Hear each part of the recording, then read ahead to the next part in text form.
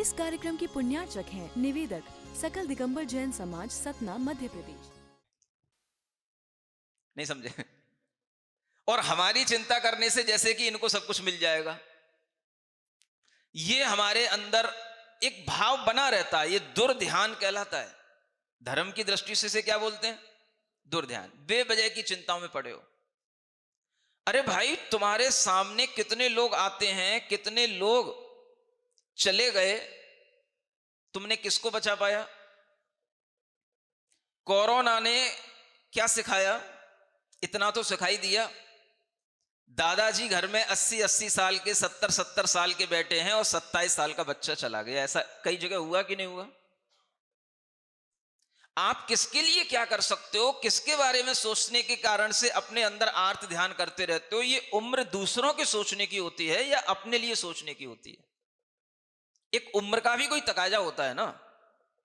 हम किस उम्र में किसकी चर्चा कर रहे हैं, किसकी चिंता कर रहे हैं? अगर हम अपने अंतिम उम्र के पड़ाव में अपने बेटे, नाती, पोते, इनके साथ खेलो रमो, कोई दिक्कत नहीं है, लेकिन इनकी चिंता में पड़ करके अगर हम दुर्ध्यान कर रहे हैं तो आचार्य कह रहे हैं आपका परलोक बिगड़ जाएगा। आपके लिए यह चिंता करने का समय किसका है? आत्मा के बारे में सोचो, अपनी चिंता करो। और चिंता अगर करना नहीं आता है तो यहां जो बताया जा रहा है उसको समझने की कोशिश करो। क्या कहा जा रहा है? गाथा नंबर 29 के बाद 30 आती, देखो क्या लिखा है। खड़भंगुरम शरीरम। शरीर कैसा है? क्षणभंगुर है। जीवो अन्नो। जीव उस शरीर से अन्य है, जीव उस शरीर से पृथक है, जीव उस शरीर से भिन्न है। सासय रूवो। कैसा है? वो शाश्वत रूप वाला है। जीव माने आत्मा, जिसके कारण से ये शरीर जिंदा है, वह जीव, वह आत्मा तो शाश्वत है और शरीर नासवान है, क्षणभंगुर है। तो तुम इस शरीर की चिंता में पड़ रहे हो, और ये शरीर भी तुम्हें जो मिला वो कहां से मिला? कर्म वसा संबंधो।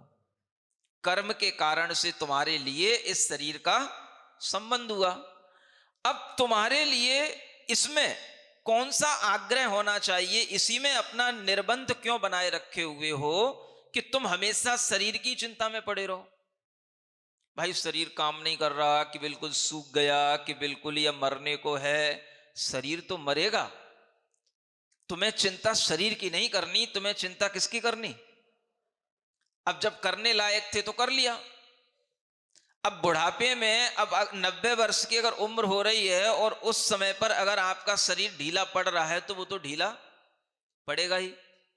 अब तुम जिम में जाने लायक तो हो नहीं हो, और ना कोई प्रोटीन के डिब्बे खाने से तुम्हारे अंदर कोई प्रोटीन आ जाएगी। अब नहीं समझ आ रहा? प्रोटीन के डिब्बे खाने का मतलब, डिब्बों की प्रोटीन को प्रोटीन के डिब्बे खाना कहता है। जब पूरा डिब्बा खा लेता है आदमी तो कहा जाता है डिब्बा ही खा लिया।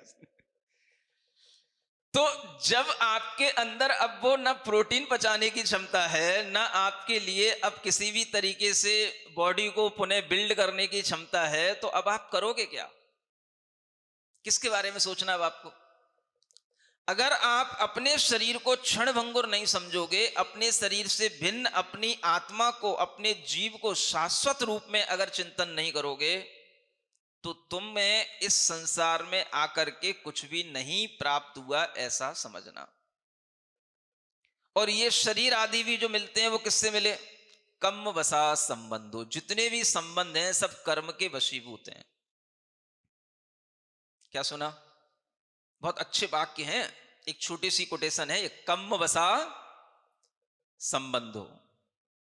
संबंध किससे होते हैं? जैसे हमारे कर्म होते हैं वैसे ही संबंध बन जाते हैं। जितना हमारा कर्म फल देता है संबंध उतना ही चलता है। बच्चा गर्भ में आता है, अगर उससे हमारा संबंध गर्भ में 6 महीने के लिए है तो 6 महीने का ही संबंध रहेगा। 6 महीने बाद गर्भ में ही उसकी मृत्यु हो जाती है, ऑपरेट करके उसको निकालना पड़ता है। इतना ही संबंध था उस बच्चे का गर्भ में 6 महीने का। इतने ही संबंध के साथ में आपके लिए वो कर्म फला था। थोड़ा सा संबंध और बढ़ जाता है, सब कर्म से संबंध बनते हैं। कोई बच्चा जन्म लेने के बाद 4 दिन जीता है, कोई बच्चा जन्म लेने के बाद 4 महीने जी पाता है, कोई बच्चा जन्म लेने के बाद 4 साल जी पाता है, कोई 24 साल जी लेता है, कोई 40 साल जी लेता है। ये सभी संबंध किससे बनते हैं? अपने ही कर्म से बनते। कम वसा संबंधा, संबंध जितने भी बनेंगे, अच्छे पुत्र पुत्रियां मिल गए, अच्छे बहू बेटियां मिल गए, ये भी कर्म के बस से। और अपने ही बुरे ऐसे मिल गए कि अपनी ही नाक उन्होंने कटा दी, तो ये भी कर्म के फल से। हर चीज हमें यहां कर्म के फल से मिलती है। इसलिए तुझे उनमें इतना आग्रह नहीं होना चाहिए जितना इस विचार में कि ये सब हमारे अपने कर्म के कारण से है, और इन कर्मों के कारण से ही हमारा ये सब संबंध है। हमें संबंध और बंध की ओर देखना चाहिए। संबंध किसके कारण से है? कर्म बंध के कारण से ही सारे संबंध बनते हैं।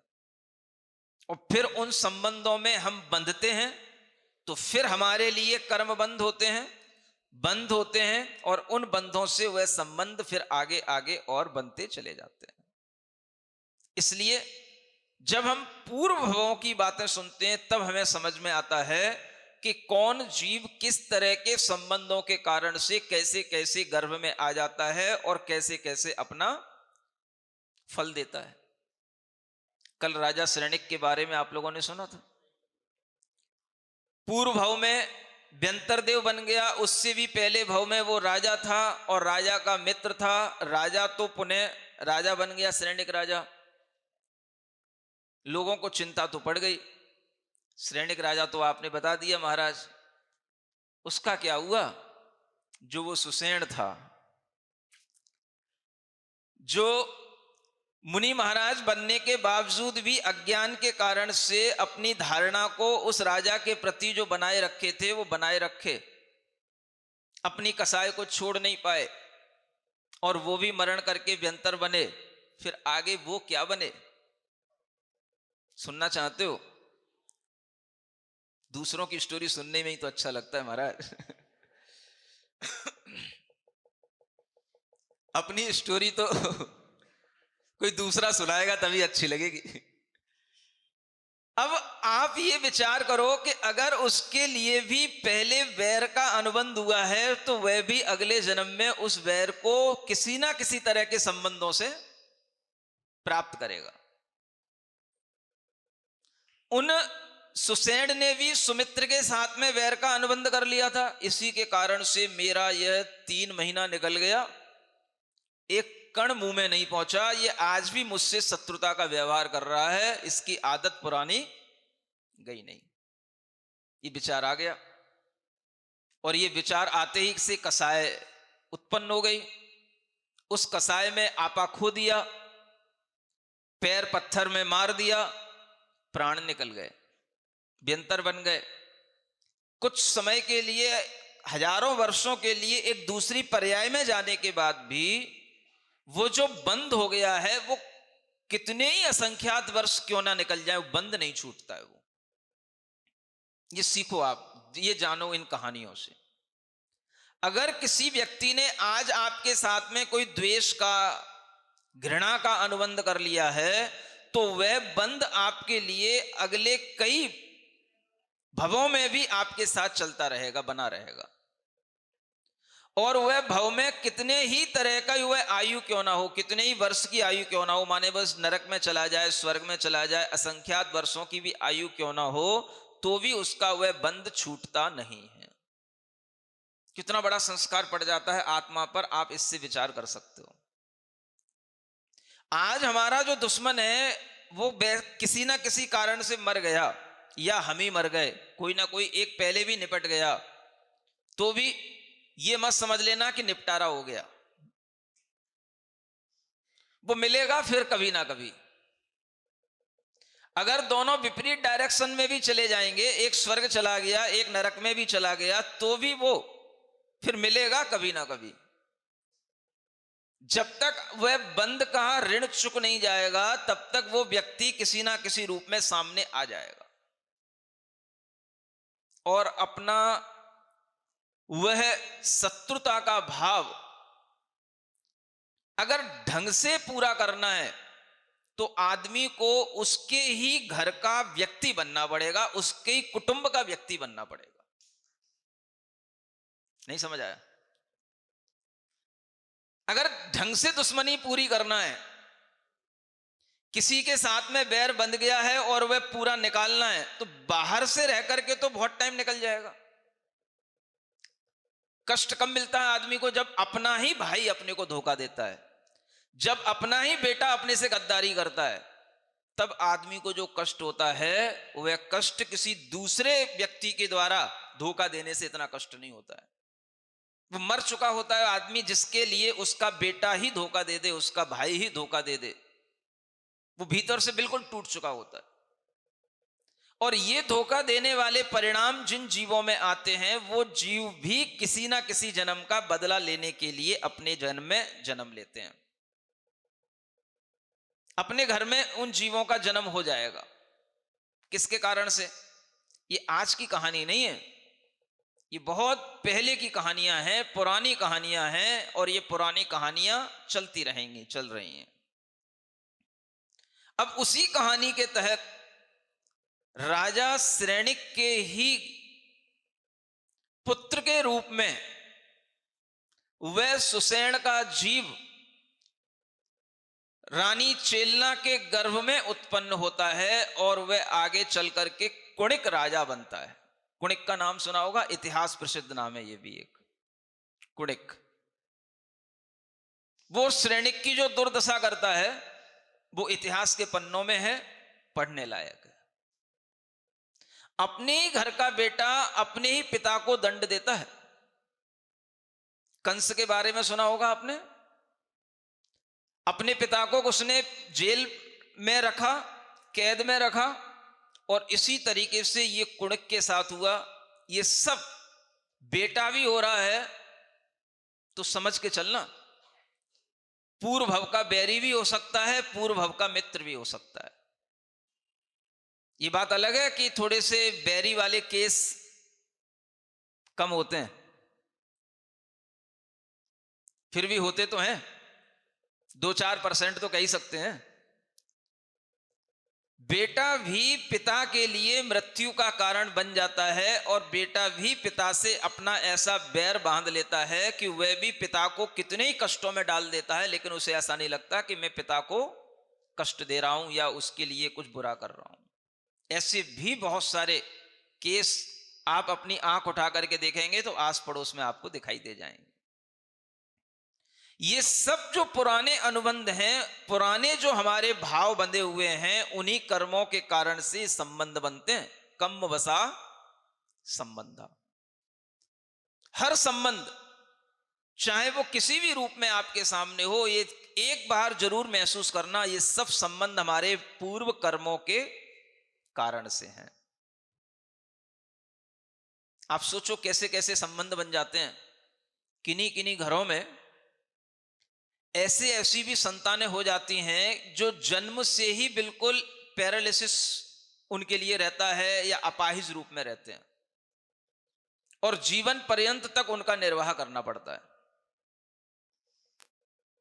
उनके शारीरिक मानसिक विकास कई बार नहीं भी हो पाते हैं तो भी वो जीवित हैं।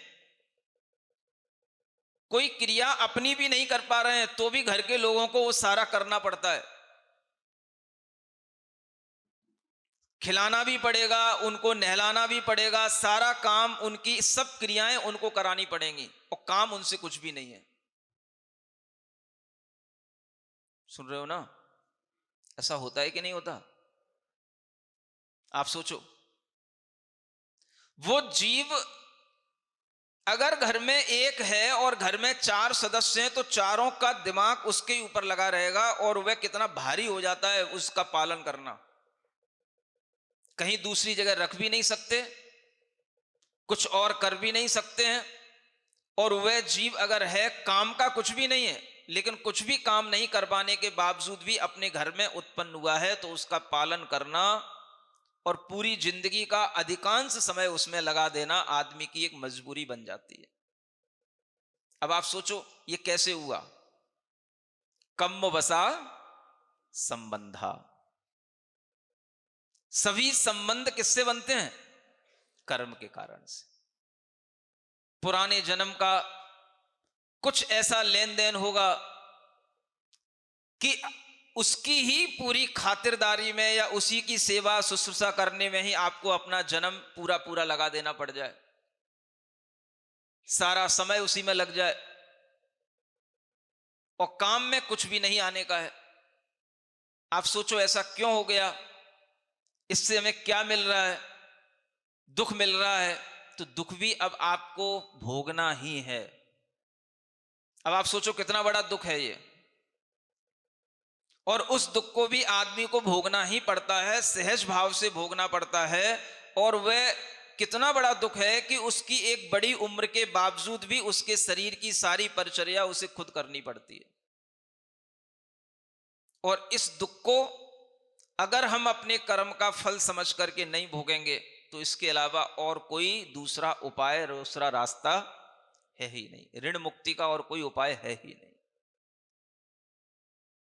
हो सकता है पिछले जन्म में हमने उसके लिए इसी तरह से कष्ट दिया हो, उसकी संपदा को हमने छीना हो, उसके ऊपर अधिकार जमाया हो। आज वह इस रूप में आकर के हमारे ऊपर अपना अधिकार जमाए बैठा है और अपनी संपदा का इस रूप में हमारे लिए पूरा का पूरा उपयोग हो रहा है।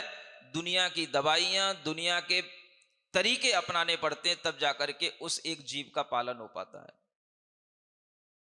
और ये सब हो रहा है। दूसरी तरफ हम देखते हैं अच्छे बच्चे भी हैं, समय के साथ विकसित हो रहे हैं, खेल रहे हैं, पी रहे हैं, खा रहे हैं, पी रहे हैं, वो सब भी हो रहा है। उनको देख करके लगता है देखो हमारे घर में कैसी संतान आ गई, इसके घर में। और हो सकता है कि आपकी एक संतान ऐसी हो, दूसरी संतान सही निकल जाए। कम्म वसा संबंधा। सारे संबंध कर्म के कारण से होते हैं। इसलिए कर्म का खेल समझ करके अपने अंदर इस कर्म और आत्मा का चिंतन करना चाहिए कि हमको जो कुछ भी मिला है ये सब कहां से मिल रहा है? कर्मों के कारण से मिल रहा है। इसलिए कहना पड़ता है कह आयम कह चलियम। कहां से आए हो, कहां चले जाओगे? तुम भी कह आओ कह गमी, और तुम भी कहां से आओगे, आ गए हो और कहां चले जाओगे। एक शरीर के लिए कहा जा रहा है, एक तुम्हारे के लिए कहा जा रहा है, माने जीव के लिए कहा जा रहा है। विचार करो, शरीर कहां से आया, कहां चला जाएगा? तुम कहां से आए, कहां चले जाओगे? जब तुम अपने और शरीर के बारे में भी अच्छे ढंग से नहीं जानते, अंडुंडम पीना याण है माने नहीं जानते, तो फिर ये तुम्हारा कुटुंब, ये जीव कैसे तुम्हारा हो गया? और इस कुटुंब के बारे में भी फिर तुम क्या जानते हो? जीव कुटुंबक कहो तो फिर ये कुटुंब तुम्हारा कैसे हो गया? यानी तुम ये सोचने की कोशिश करो कि हमें जो कुछ भी ये कुटुंब मिला है, ये परिवार मिला है, इसमें सब जीव अपने अपने कर्म के संबंधों से शरीर आदि को प्राप्त करके एक बड़ा परिवार बन गया, एक बड़ा कुटुंब बन गया। लेकिन तुम ये विचार करो ये कहां से आए और ये कहां जाएंगे। इनके बारे में भी विचार करो और अपने बारे में भी विचार करो कि हम कहां से आए, कहां जाएंगे। ऐसा विचार तो कोई होता नहीं। चाहे कितने ही वृद्ध हो जाएं, चाहे कितने ही मृत्यु के निकट बैठ जाएं, तो भी ये विचार नहीं आता। चिंता ये पड़ी रहती है मेरे जाने के बाद मेरे बेटे का क्या होगा, बेटे के बेटे का क्या होगा, उसको कौन संभालेगा। अभी तक तो हम घर चलाते थे, अब घर कौन चलाएगा। अभी तक तो हम दोनों बेटों के बीच में मेल मिलाप के लिए तैयार रहते थे, उनको लिए कभी भी आपस में लड़ाई झगड़े हो जाते थे, हम संभाल लेते थे, हमारे जाने के बाद कौन संभालेगा, ये भी चिंता है। हमने इतना बड़ा व्यापार खड़ा कर दिया है और आज भी हम उस व्यापार के जो गुर हैं वो हम जानते हैं। हमने अपने बच्चों को सिखा तो दिए, लेकिन कभी ये दिक्कत में आगे फिर पड़ेंगे तो इन्हें कौन संभालेगा। ये चिंता होती है किसको? जिनको अब कुछ भी करते नहीं बन रहा है, जो बेड रेस्ट पर रहने के लिए डॉक्टरों ने कह दिया है, तो बेड रेस्ट पर किसका रेस्ट होता है? बॉडी का रेस्ट होता है, माइंड का रेस्ट नहीं होता है। माइंड तो उसी उसी में घूमता रहता है। और इस तरह का जब दुर्ध्यान चलता है तो आचार्य कहते हैं तुम क्या सोच रहे हो? अभी भी तुम बालक की तरह ही अपना दुर्ध्यान कर रहे हो। अब तुम्हें थोड़ा सा ये सोचना चाहिए कि मैं क्या हूं, मेरे ये संबंध किससे बने हैं और ये संबंध किस कारण से हैं। अगर ये विचार कर लोगे तो अपने आप आपके मन में परिणाम आ जाएगा, भैया संसार में एक हमारा ही परिवार नहीं है, संसार पूरा का पूरा परिवारों के समूह का ही नाम है। और सबकी चिंता हमें नहीं है, अपने अपने परिवार की चिंता सबको है, लेकिन दुनिया में किसी को भी अपनी चिंता नहीं होती है। जब जीव अपनी चिंता करने लगे तो वह परिवार से मुक्त कहलाए। तो हम जीवन भर परिवार की, कुटुंब की चिंता में तो रहते हैं, लेकिन एक क्षण भी हमें नहीं मिलता जब हम आत्मा के बारे में सोच सकें, आत्मा का चिंतन कर सकें। राजा श्रेणिक का खुद का ही बेटा कुणिक बन गया, कुछ नहीं कोई बिगाड़ सकता, और वह बड़ा होने के बाद में उस राजा श्रेणिक को ही प्रताड़ित करेगा। ये संबंध जो बन जाते हैं, इन संबंधों का अब कोई सॉल्यूशन नहीं है सिवाय इसके कि आप इनको सहन करें। लेकिन उस सहन करते हुए अगर आपके अंदर थोड़ा सा आत्मज्ञान आ जाए तो उस सहनशीलता में भी थोड़ी सी शक्ति आ जाएगी, और उस आत्मचिंतन के कारण से ये जो संबंध हमारे अंदर दुख देने वाले होते हैं, इन दुखों से हमें मुक्ति भी मिल जाती है। इसलिए आचार्य कहते हैं हम थोड़ा सा अपने बारे में भी विचार करें, अपने बारे में भी सोचें। समय मिलाना आत्म ध्यान का, अब मृत्यु आई, ये वही वाली बात बनती है। सांसों की चाबी से चलता तेरा देह खिलौना, सांसों की चाबी से चलता तेरा देह। ये देह भी एक खिलौना है। किससे चल रहा है? सांसों की चाबी से चल रहा है। सांसें ही चाबी हैं इस खिलौने की। सांसें रुक गई, खिलौना रुक गया। फिर चलाओ, अब चलेगा नहीं। अब क्या करोगे उसको? अब चला चली की बारी आ जाएगी। अब फिर क्या करो? अब इसको घसीटो या उठाओ। फिर लोग क्या बोलते हैं? उठाओ उठाओ। पहले तो खिलौना क्या करते थे? चलाते थे, चलते थे, चलो चलो। पहले घर में आवाज आती थी क्या? चलो चलो। कहां चलना है? तीर्थ यात्रा पे चलना है, कहीं चलना है, चलो चलो। अब वो खिलौने की चाबी पूरी हो गई, तो अब घर में आवाज आएगी, क्या कर रहे हो? उठाओ उठाओ। अब वो क्या बचा? उठाना किसको बोलते हैं? जैसे मिट्टी हो जाती, मिट्टी को उठाना होता है, ऐसे ही उसको बस अब क्या करना होता है? जल्दी उठाओ, जल्दी ले जाओ। जल्दी भी निकलता है, जल्दी ले जाओ, जल्दी उठाओ, जल्दी निकालो। इसलिए ये सच्चाइयां जब सामने आती हैं तब आदमी के दिमाग में एक क्षण के लिए आना चाहिए कि हमारे अंदर जो बैठा है हम उसके बारे में भी सोचें। समझ आ रहा है? अब ये सोचने का काम आपको लगता होगा ये महाराजों का ही काम है, लेकिन कभी आपको लगता है कि ये सोचते सोचते भी कोई महाराज बन सकता है? समझ आ रहा है? जब भी कभी किसी की मृत्यु होती थी आस पड़ोस में या कहीं देश के अंदर भी किसी फेमस पर्सनालिटी की, तो उस समय पर यह विचार जरूर आता था कि अब ये जीव कहां गया होगा, इसका क्या हुआ होगा। और ये विचार जब आता था, चाहे वो आसपास कोई पड़ोस में किसी की गमी हो जाए, कोई मर जाए, लोग तो उसमें लग जाते थे, उठाओ उठाओ उठाओ, चलो चलो ले चलो। और अपन खड़े खड़े सोचते रहते थे, ये देखो कल कैसा चल फिर रहा था, आज इसमें कोई एक्टिविटी नहीं है। कहां चला गया ये जीव, कहां चला जाएगा इसका शरीर, क्या होता रहता है संसार में।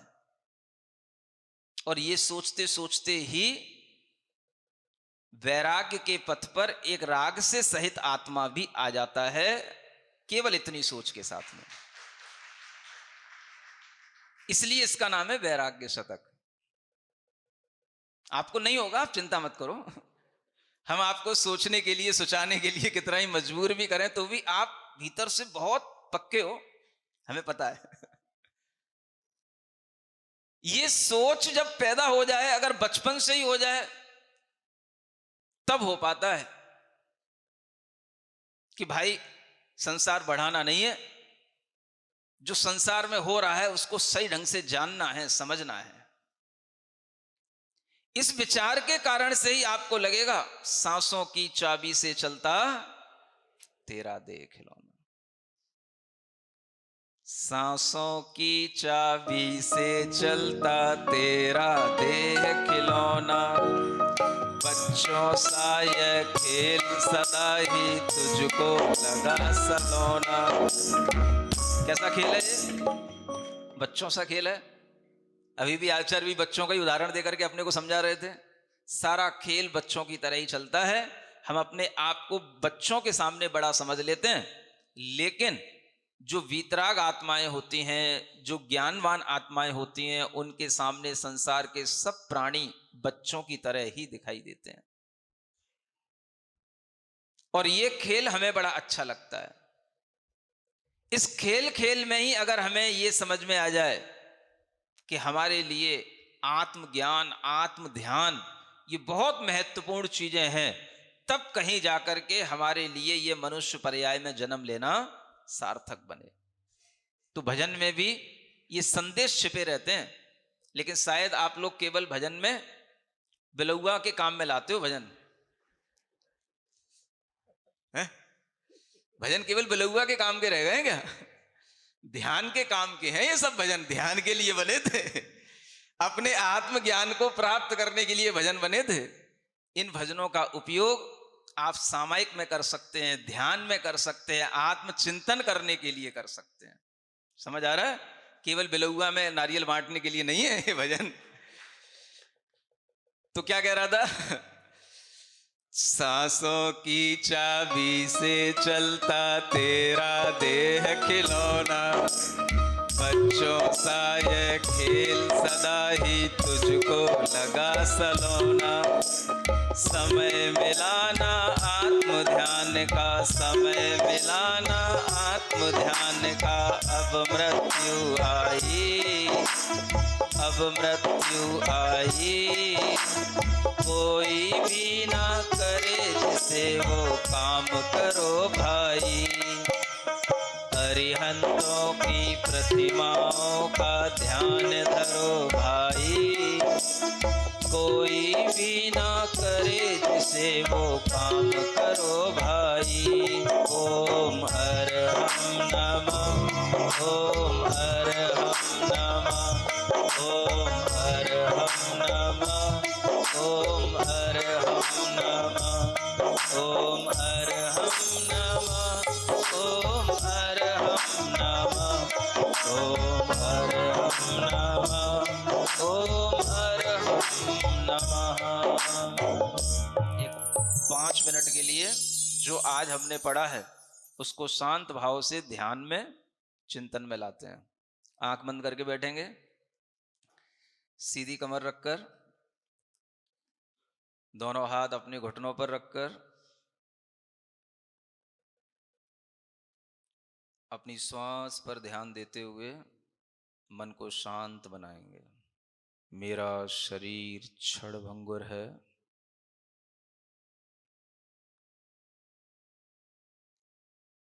पूरे शरीर के अंदर फैला हुआ आत्मा शाश्वत है, सदा बना रहने वाला है।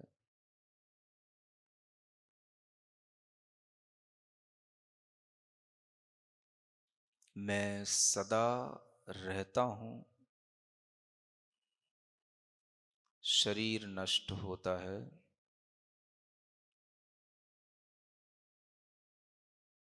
मेरे आसपास जितने भी संबंध हैं,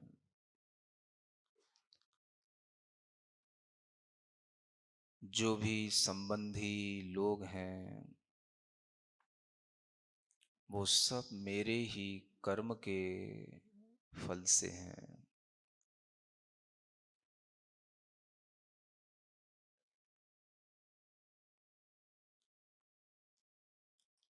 पूरे शरीर में फैली हुई अपनी आत्मा को मैं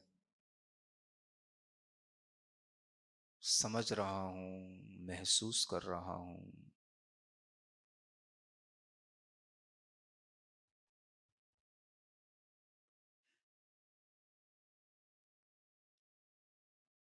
मेरा आत्म तत्व शाश्वत है।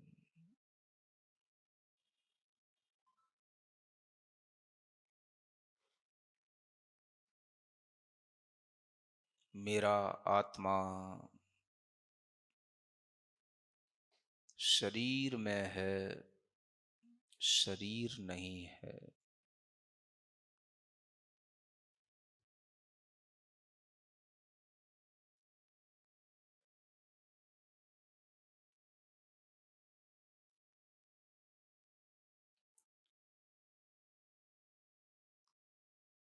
शरीरं क्षणभंगुरम्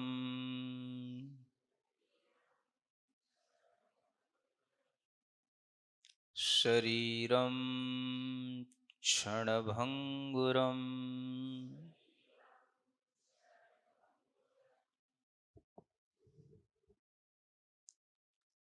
आत्मा शाश्वतम्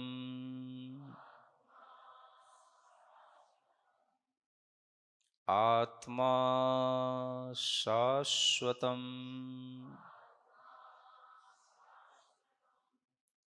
आत्मा शाश्वतम्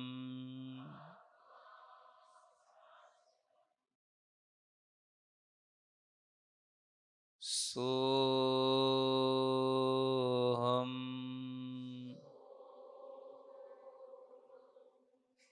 सोहम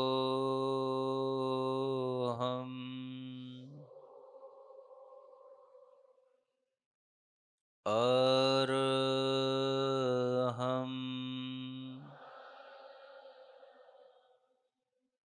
अरहम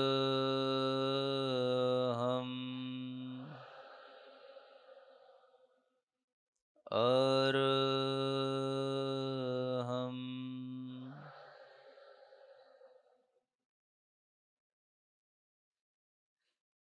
अपनी हथेलियां घिसें, आंखों पे रखें। ओम अरहम परम शांति। ओम अरहम परम शांति। ओम अरहम परम शांति। बोलिए महावीर भगवान की।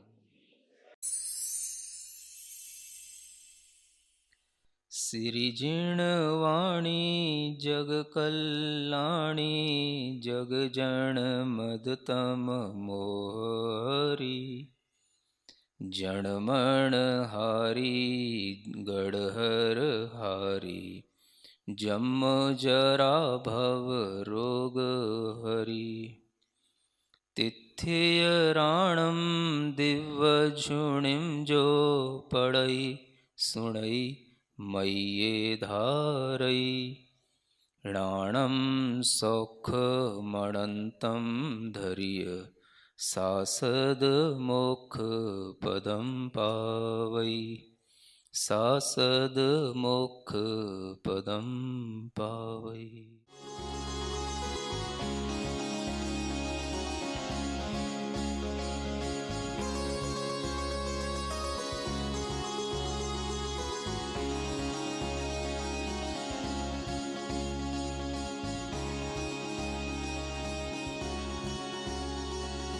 इस कार्यक्रम के पुण्यार्चक थे निवेदक सकल दिगंबर जैन समाज, सतना, मध्य प्रदेश।